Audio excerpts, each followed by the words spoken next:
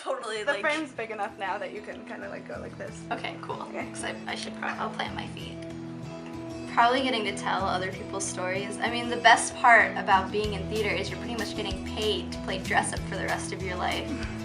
So, and also listening to the audience. I mean, when you get a really, really good audience, I mean, that's like crazy because then you never know what's gonna happen. So. Well, first of all, and if you want to get really literal, it's becoming such an electronic world. We were actually talking about that earlier. We need something live for people to come and have that experience with, but also because theater is where anything can happen.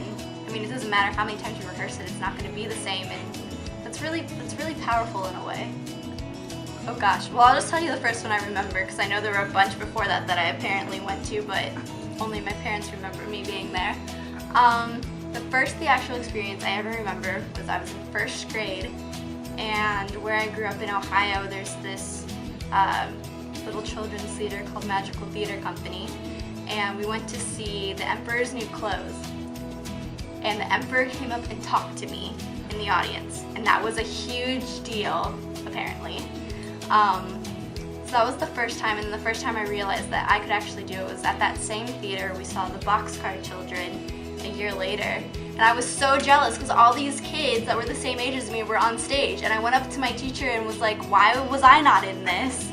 And it was my goal then to be on that stage, and in 5th grade I did it. It's a Christmas story, so I think I kind of always liked it. I mean, I was that kid that if you were friends with me, you had to play it, you were guaranteed to be forced to do a show, and like parents would be prepared to have to come and sit and watch. So I think I always liked it, but I think I realized it was a real thing the more I got immersed in seeing it. I was pretty lucky my parents like it, so I was around it a lot growing up. And first time acting in front of an audience. Oh, this is great. In 2nd grade, in our all-school production of Peter Pan, I was fairy number 7. It's hilarious. It's so funny. And it's Neil Simon. I mean, not many people get to do Neil Simon, especially at 19 years old.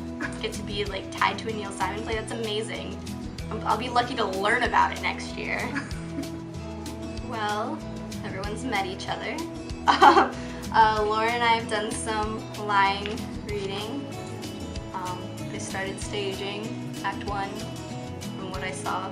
Haven't seen a lot of rehearsal today, so I can't speak for it so much, but it looks good so far. It's a good cast. Judson Theater Company, judsontheater.com.